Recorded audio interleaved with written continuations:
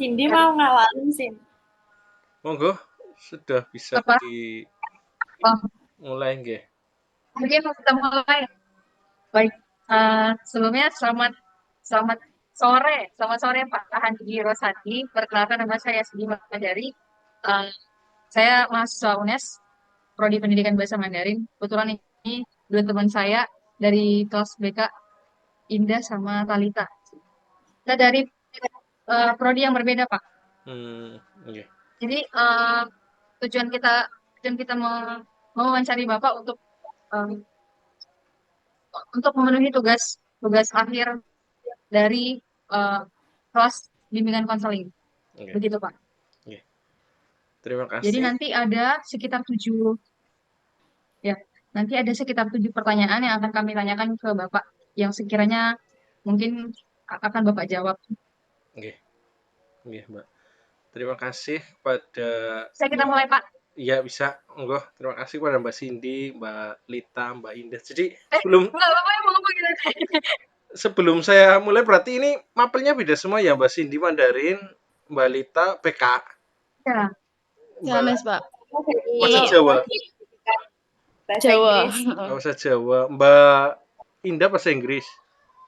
Iya, Pak. Oh, nggih. Ya udah, monggo dimulai dari mana dulu pembukanya siapa, monggo terserah, nanti saya ngikuti aja, monggo. baik, Pak. Saya akan bertanya. Menurut Bapak Handi, Bapak dipanggil Bapak Handi bukan ya, Pak? Biasanya. Nggih, monggo. Iya, nggak apa-apa, boleh. Biasa, menurut Bapak Handi, apa yang dapat Bapak artikan sebagai makna dari kolaborasi antara guru mapel dan guru BK? Nggih. Terima kasih Mbak Mbak semuanya bertiga dari Universitas Negeri Semarang. Pertama, izinkan saya memperkenalkan diri ya, Mbak ya. Perkenalkan, nama saya Handi Rosandi. Saya kebetulan guru IPS, mapel IPS di SMP Negeri 2 Balapulang di Kabupaten Tegal. Monggo Mbak, barangkali nanti berkesempatan ke Tegal bisa main ke SMP Negeri 2 Balapulang. Sebelum saya menjawab pertanyaan itu, saya juga sangat senang sekali ini. Pertama kali sangat senang bisa diajak berkolaborasi atau untuk berbagi pengalaman atas apa yang sudah saya alami selama 10 tahun menjadi guru. Nah, pertanyaan dari Mbak Cindy tadi yang pertama, apa yang bisa Bapak artikan dari makna kolaborasi ya? Jadi kebetulan Mbak semuanya, Mbak mahasiswa, kolaborasi saya itu kebetulan sudah 6 bulan lulus dari program guru penggerak angkatan ke-8. Nah, di dalam guru penggerak itu pun saya mendapatkan ilmu pendidikan guru penggerak, mendapatkan ilmu yang sangat banyak sekali. Salah satunya adalah guru harus berkolaborasi, Mbak. Sama halnya ketika saya tempatkan diri saya ketika saya menjadi mahasiswa misalnya. Saya juga harus berkolaborasi dengan teman-teman saya yang lain. Jangan hanya untuk diri kita sendiri. Mungkin kita sering ingat dulu waktu kecil sering diibaratkan oleh orang tua bahwa kita harus bersatu seperti sapu lidi. Jadi ketika sapu lidi itu banyak akan dipatahkan, akan sulit ya Mbak ya. Nah, kolaborasi ini maknanya menurut saya di sekolah sangat penting sekali Mbak, karena dalam pembelajaran, dalam mendidik, mengajar itu kita harus kolaborasi dengan semuanya. Misal saya ngajar IPS, kebetulan saya tidak menjadi wali kelas ya. Kebetulan saya tahun ini tugas menjadi kurikulum. Nah, ketika misal saya ngajar IPS di kelas 7E misalnya, di 7E ada siswa yang tidak pernah berangkat, tidak tahu. Nah, saya pasti akan berkolaborasi dengan wali kelasnya, menanyakan ini anak ini kenapa nggak pernah berangkat, ada masalah apa. Kemudian saya akan berkolaborasi, tanya lagi kepada guru BK Mbak, semacam itu. Itu contoh di pembelajaran, belum lagi di misalnya pekerjaan di sekolah. Tentunya saya tidak bisa menyelesaikan pekerjaan itu sendiri dengan saya, tapi saya juga butuh bantuan dari rekan-rekan yang lain. Misalnya kayak saya masuk di dalam media sekolah ya. Media sekolah kan pasti ada yang editing, ada yang kamera, itu saya harus melibatkan semuanya, harus merangkul semuanya. Jadi menurut saya kolaborasi itu merupakan sebagai dasar kekuatan utama untuk membangun suatu kegiatan apapun ya. Dasarnya harus kolaborasi. Kita harus sebagai pondasi lah Mbak. Itu sebagai pondasi yang kuat. Ya kalau kita mau bikin rumah harus ada pondasi yang kuat. Sekolah pun sama. Kolaborasi sangat penting sekali sebagai dasar untuk kita ngajak yang lain supaya bisa bersama-sama mencapai tujuan yang kita inginkan. Itu dari saya nih Mbak. Monggo. Nah, emang, ya berarti eh, penting ya Pak, berarti kolaborasi antara guru BK dan guru mapel untuk siswa itu sendiri. Nggih, sangat Baik, penting sekali Mbak. selanjutnya nomor 2 itu Pak, Nggih, menurut Bapak, apakah penting? Ini sebenarnya tadi udah terjawab, cuman mau kita skip aja ya. nggih, Oh ini dia Pak. Apa upaya yang sudah Bapak berikan terhadap siswa sebagai bentuk kerjasama nyata dengan guru BK? nggih. Upayanya ya Mbak. Jadi upaya tindakan-tindakan yang Iya, sudah saya berikan terhadap siswa sebagai bentuk kerjasama yang nyata dengan guru BK. Jadi guru BK itu identik dengan guru yang selalu menyelesaikan masalah ya. Pasti kalau ada anak, identiknya itu ada anak yang bersalah masuk BK. Padahal tidak hanya itu. Mungkin kalau anak yang ingin melanjutkan karir berikutnya, misalnya kalau SMP mau ke SMK ataupun mau ke SMA itu kan bisa lewat konseling. Mungkin ketika saya SMA dulu mau kuliah pun kan yang mengarahkan guru BK ya, mungkin Mbak juga sama dulu ya. Ya, kalau upayanya Mbak, upaya-upaya yang saya lakukan misal ya, ketika sebagai bentuk kerjasama di dalam suatu kelas saya mengalami ada masalah.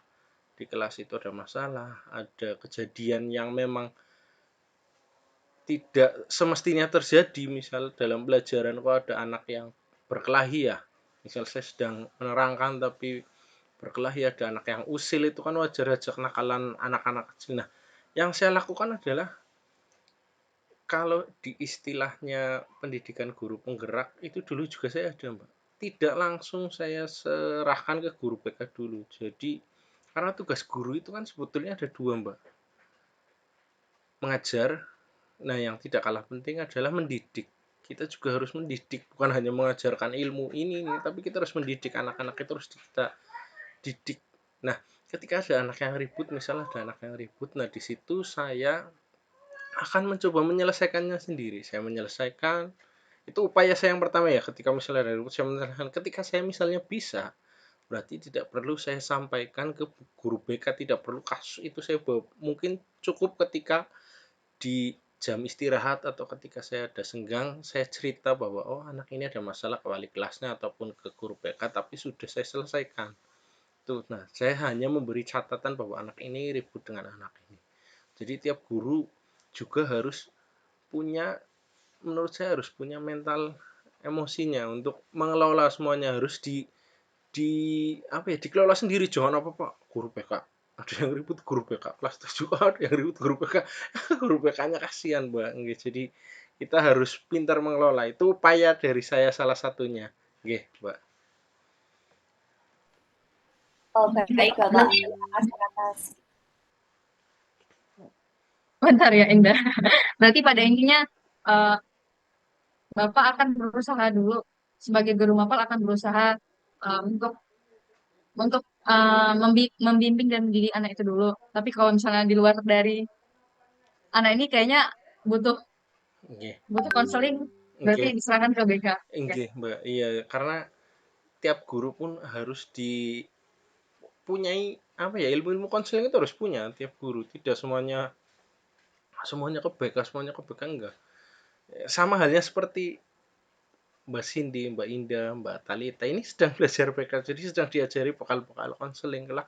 Semuanya harus diselesaikan sendiri, jangan lapor BK. Besok sudah menikah, lapor orang tua ada masalah kan, misalnya semacam itu. Jadi kita harus bisa mengelola sendiri, Mbak. Nah, kalau di mungkin nanti bisa tanyakan yang pendidikan konseling ya atau yang BK itu ada segitiga restitusi ya. Seingat saya ketika saya menempuh pendidikan guru penggerak itu ada ketika ada anak yang salah, kita lakukan segitiga restitusi, kita tanya dulu permasalahannya apa, kemudian kita netralkan, kemudian sampai kita intinya ada konseling lah, kita sama-sama duduk. Nah, nanti diharapkan anak akan benar kembali tanpa saya menjudge atau mencap anak itu salah di depan orang lain. Jadi kita harus baik dulu ke anak itu. Jangan seperti guru yang dulu ya, ataupun masih ada dimarahi kayak gini, nanti yang ada malah anaknya tambah kayak gini ya. Tapi kalau kitanya menerima dan merangkul, berusaha untuk apa ya, lebih baik lagi lah. Nggih.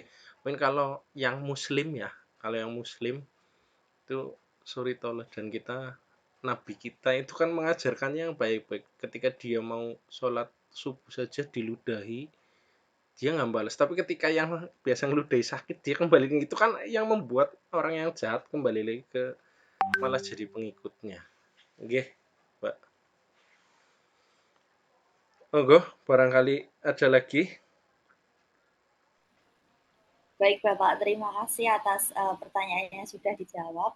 Oke. Untuk selanjutnya, saya akan menanyakan Pak, Bapak kan sebagai guru mapel ya Pak Oke. ya, apakah dan Bapak sudah menyatakan bahwa pada pertanyaan yang sebelumnya Bapak juga terlibat pastinya dalam pengentasan masalah yang terjadi kepada siswa. Oke.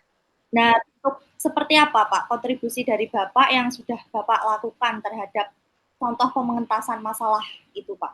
Oke, jadi pengentasan masalah dan bentuk kontribusinya ya Mbak ya, selaku guru mapel terhadap masalah ya.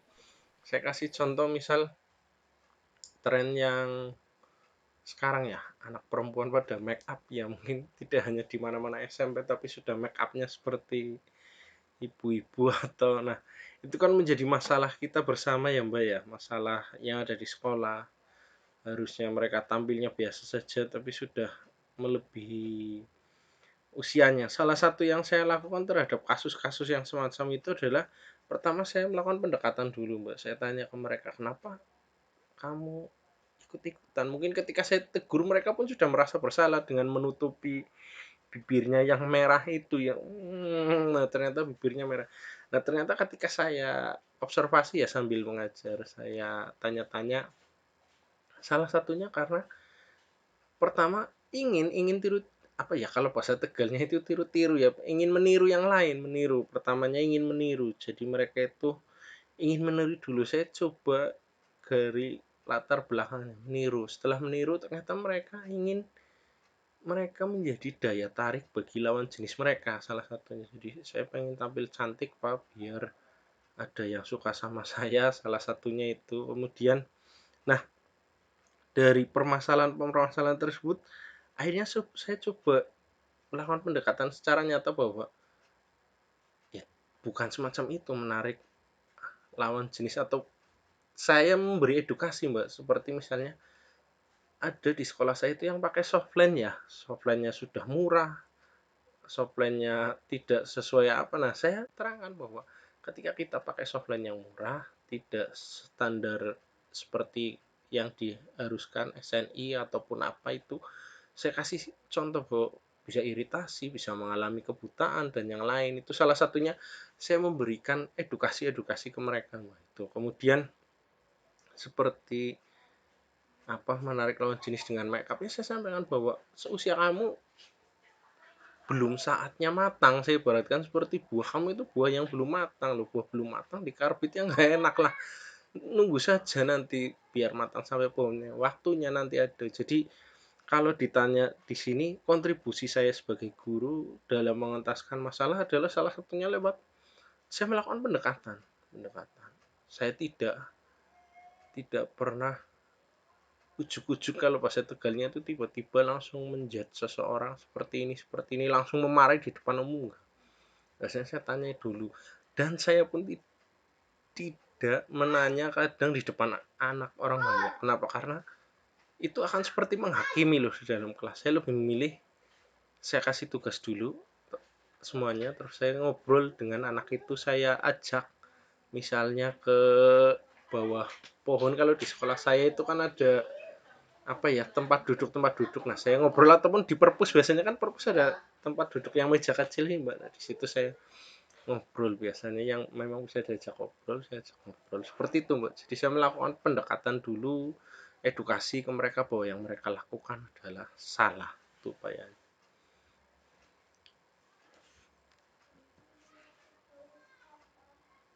Baik, Bapak. Nggih. Terima kasih untuk jawabannya.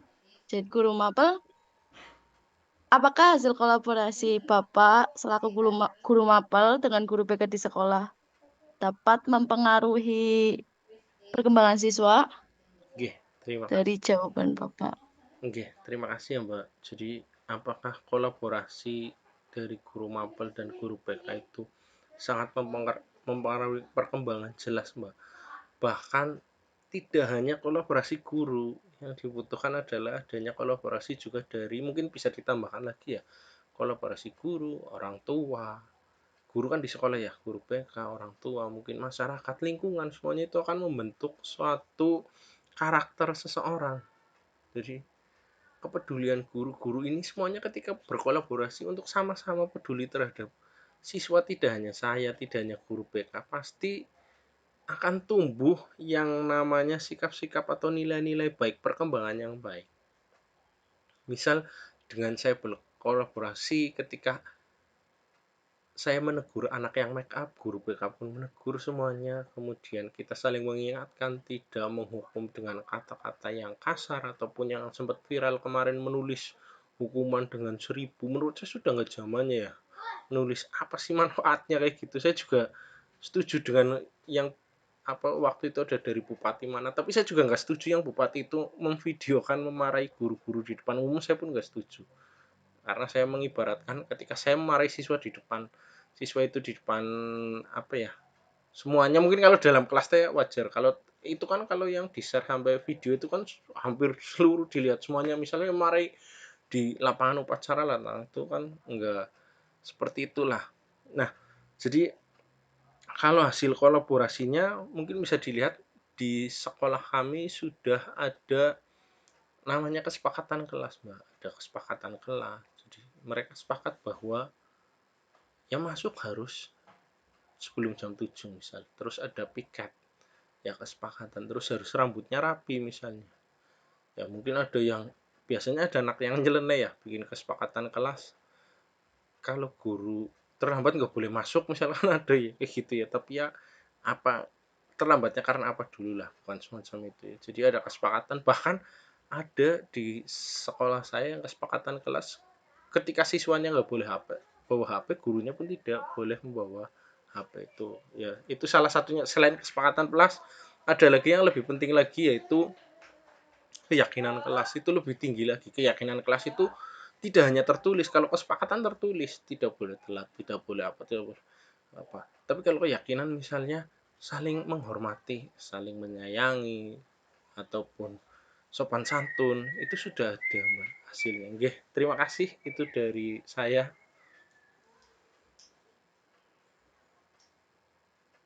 Monggo. Bapak, sepertinya sudah cukup. Jawaban Bapak sangat menjawab semuanya. Monggo Mbak Indah, barangkali mau melanjutkan. Alhamdulillah Pak, untuk pertanyaan ya cukup segitu saja, sudah bisa mencangkup materi yang akan nantinya kita kembangkan sebagai jurnal Pak. Dan ini kebetulan juga Zoom-nya free Pak. Oh iya, itu sudah ada waktunya ya. Makanya saya tadi tanya, barangkali nggak ada, mungkin apa mau pakai Jimit ataupun apa, saya juga sedia ya. Nggih, barangkali baik. Sudah, monggo Mbak. Mungkin bisa dilanjutkan untuk kesimpulannya saja Pak. Nggih, kesimpulan dari saya ya Mbak. Kesimpulannya bahwa dalam hal apapun, Mbak, kolaborasi itu penting sekali dalam hal apapun. Tidak hanya di guru, tidak hanya di apapun, itu penting sekali kolaborasi. Ya, tidak mungkin semuanya maju itu tanpa kolaborasi. Jadi ada satu hal yang penting saya titipkan. Di kolaborasi itu yang harus kita lihat adalah, dulu waktu saya ikut kuliah masih ingat namanya inquiry apresiatif apa ya, nanti coba dicari ya Mbak. Jadi kalau melihat seseorang itu jangan lihat jelek-jeleknya saja, tapi lihat baiknya. Inquiry apresiatif ya. Jadi misal saya kerjasama, terkadang kita kelompok pengennya milihnya hanya si A, si B, si C saja ya, dipasangkan dengan yang lain nggak mau itu. Nah, tapi ketika memang kita harus berpasangan dengan orang yang lain dan kolaborasi, yang dilihat adalah tadi nilai-nilai baik dari orang itu diangkat. Kemudian ketika kolaborasi, kesimpulannya kita harus menghilangkan egonya kita. Jangan apa yang kita utarakan harus selalu diutamakan, harus apa, tapi kita harus mendengar juga masukan dari orang lain. Intinya kesuksesan harus diraih dengan kolaborasi, dan dalam kolaborasi kita harus menilai hal-hal yang baik dari orang lain. Inquiry apresiatif itu dulu saya masih ingat ilmunya. Kemudian jangan mau menang sendiri dalam kolaborasi itu, tapi kita harus merangkul semuanya, karena dengan beragam itu akan lebih indah. Contohnya kayak pelangi lah, itu kan warnanya macam-macam tapi indah. Itu aja mungkin dari saya kesimpulannya.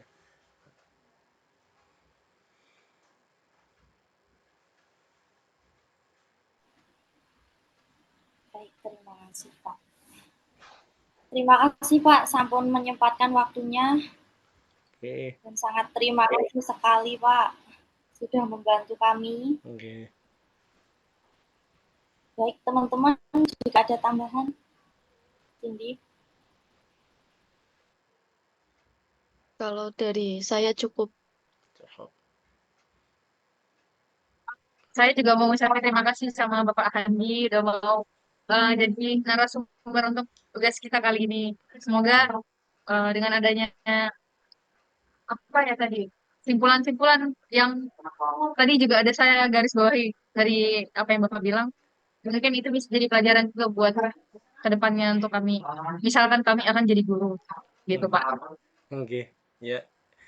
Terima kasih Mbak. Satu ya dari saya, apa ya, ya ilmu yang nanti sudah diamalkan, mudah-mudahan kalau memang rezekinya jadi guru, ya apa yang didapat diamalkan lah itu ya. Dan tugas guru tidak hanya mengajar tapi juga mendidik, itu yang tidak kalah penting. Oke, itu aja Mbak dari saya.